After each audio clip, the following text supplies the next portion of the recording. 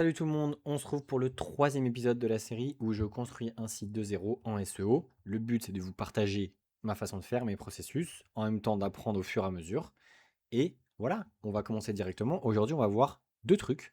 La première ça va être au niveau des URL, au niveau de l'indexation, qu'est-ce qui pourrait arriver qui fait que vous ne comprenez pas pourquoi, mais votre site n'arrive pas à être référencé ou il y a des problèmes. Pourquoi je vous dis ça? Parce que j'ai eu un problème quand j'ai fait le site au départ, vu que je suis en multilingue et du coup j'ai plusieurs URL qui sont différentes, en gros j'avais un petit problème que je vais vous montrer tout de suite qui se voit dans la Google Search Console. Où en gros, au niveau de la Google Search Console, donc on fait un petit récap aussi au cas où pour la semaine dernière.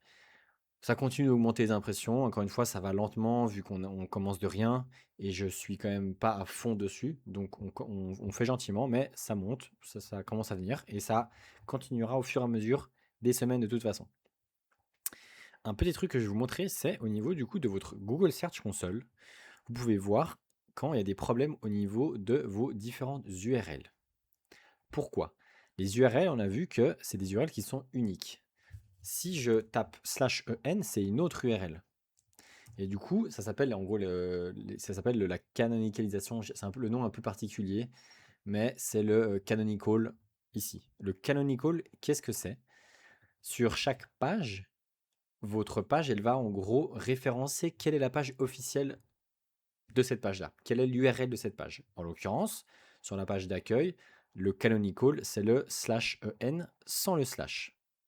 Si on va sur une autre page, par exemple, ici, le canonical, c'est stay train et l'URL, il est différent. Vous voyez ce qui se passe? Là, on a des trucs rouges, c'est pas que c'est faux, mais c'est que ça vous donne des informations, ce qui pourrait être faux. Je vais vous donner un exemple sur un autre site de quelqu'un que je connais qui a ce problème-là et qui peut être fixé. Là, vous voyez que l'URL, il est index.html. Alors que sur la page d'accueil principale, si on arrive et on clique sur français, alors pardon, hop, si on va sur l'URL de base sans rien du tout, on va regarder dans mon extension. Donc l'extension, ça s'appelle Detailed SEO, si jamais. C'est assez pratique pour juste voir ces différents trucs-là. On a bien un canonical qui s'appelle Swiss Lima Property avec un slash à la fin. Et l'URL officielle, il y a un slash à la fin. Tout va bien. Par contre, dès que je vais cliquer sur FR, en changeant de langue, on a un index HTML qui vient se rajouter. Qu'est-ce qui se passe? C'est que si on revoit ici de nouveau, on a de nouveau le canonical parce qu'on est sur la même page. On est sur la même page, mais l'URL a changé.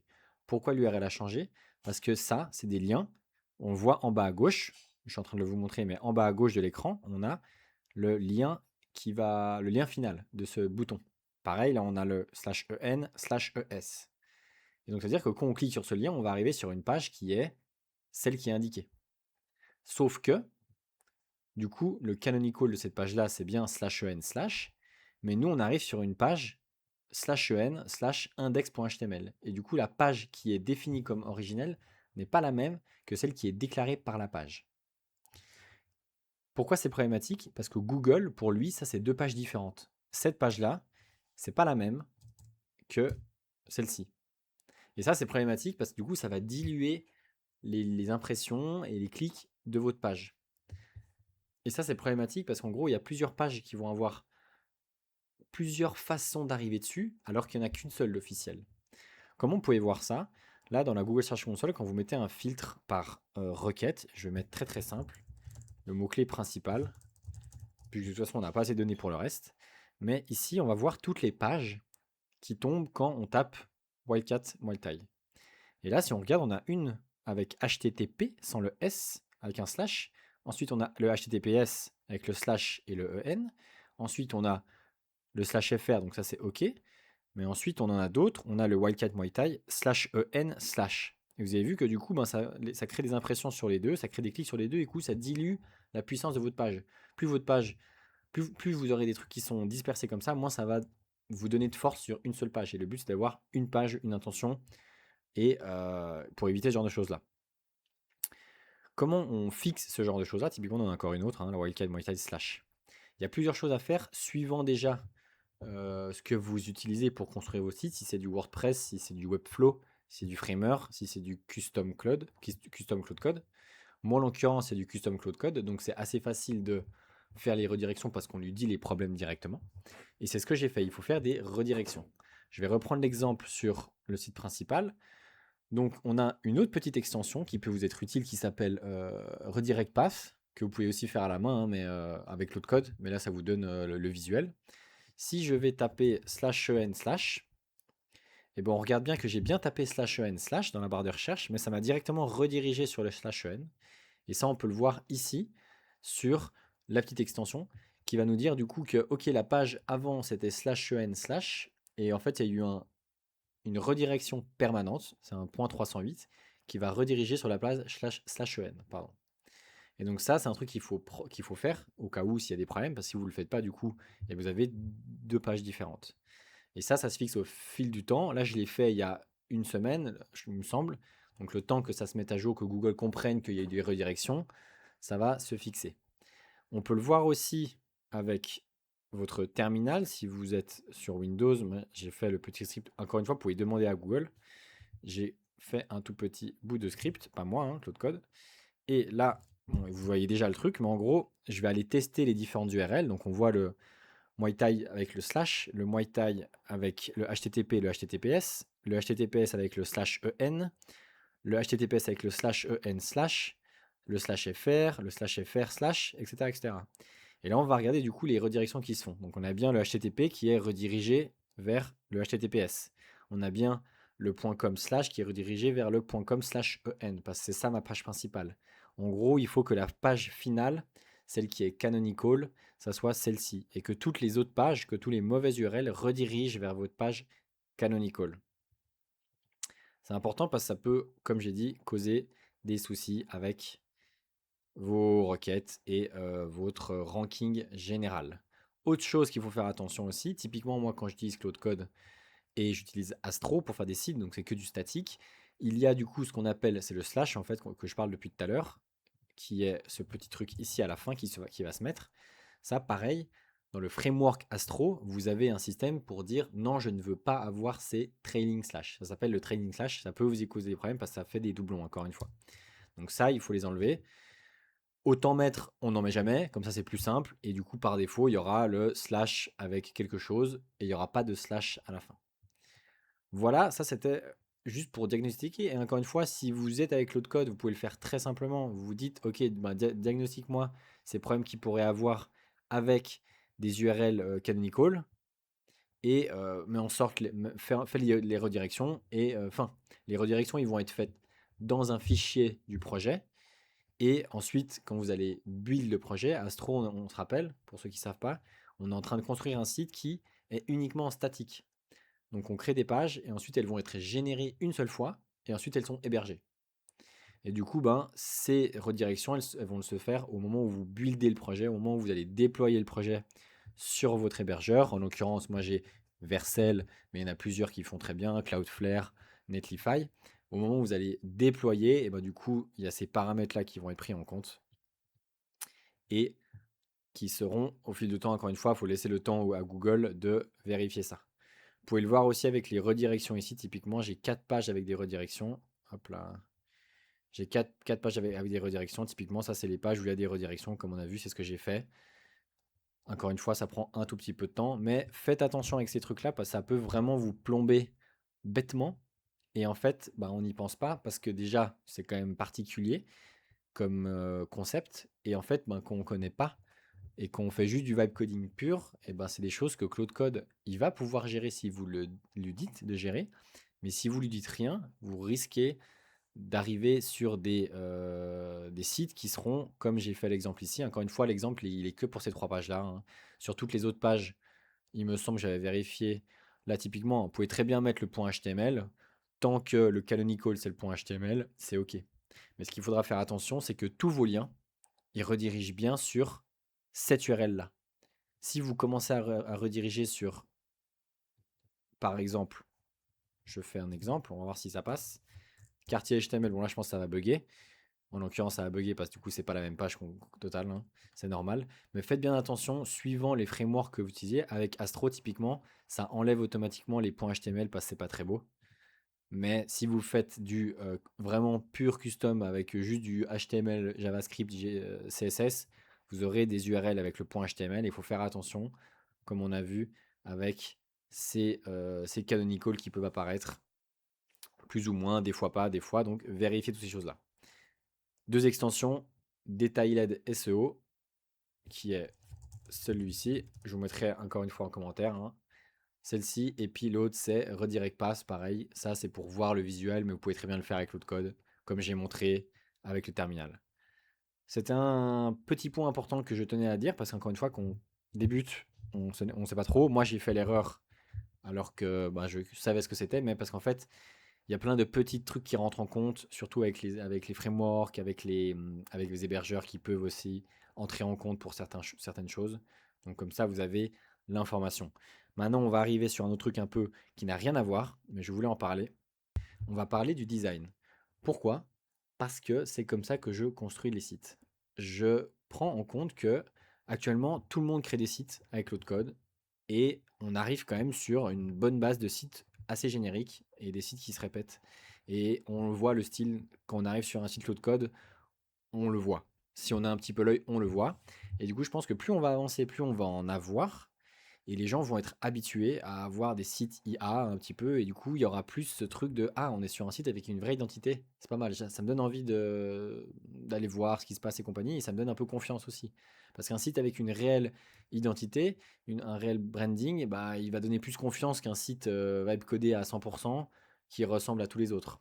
Donc, à choisir, bah, moi je préfère avoir une entreprise où on voit qu'elle a une patte graphique, elle a un design, elle a une identité, qu'un site qui est full IA. Je pense que tout le monde est d'accord avec moi. Pourquoi? Du coup, c'est important de le faire. Et pour moi, ça fait partie de mon process que je fais dès le départ. J'ai du coup mes différentes façons pour faire ça. En gros, quand je vais initialiser le projet, quand je vais commencer à brainstormer avec Claude pour dire, OK, bon, bah, j'ai envie de faire un site sur ça, sur X, on va parler de ça. Et ben, en gros, j'ai aussi une phase où je vais setup tout ce qui concerne le design. J'ai 4 skills différents avec l'autre code. Je peux vous les montrer ici. Hop, qui s'appelle le slash init voice, le slash init design, le slash init identity et le moodboard.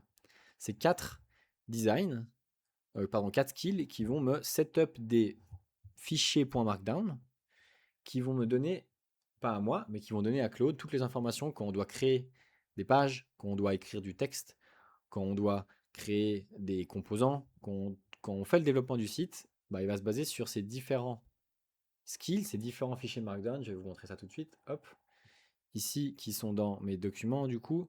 Et par exemple, le slash identity qu'on regarde, c'est assez basique, mais ça donne des informations sur du coup le projet, le positionnement, l'audience, l'identité, de nouveau l'audience cible, le ton, les couleurs, les mots qui sont bannis, ce qu'on a envie comme ton de voix, etc., etc. On a pareil avec la voice, pareil qui reprend qui c'est qui parle, sa signature, sound like, elle veut pas ressembler à ci, elle veut ressembler à ça. Encore une fois, là, j'ai donné des informations de base parce que j'avais pas énormément d'informations, mais suivant les projets, bah, je vais essayer de faire ce travail en amont avec le client, de dire, ok, bah, j'ai besoin d'un maximum d'informations sur c'est quoi votre branding, c'est quoi vos valeurs, c'est quoi ce que vous voulez véhiculer comme atmosphère, comme style, et tout ça, bah, je vais le setup avant de créer le projet. Quand j'ai tous ces trucs-là qui sont prêts, au moins j'ai mon socle en fait.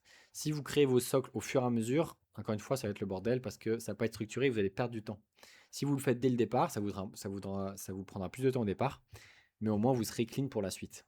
Et ensuite, avant de créer le site, je crée le style guide. Donc j'ai créé mon projet, mes documents, mes designs, mes moodboards et compagnie.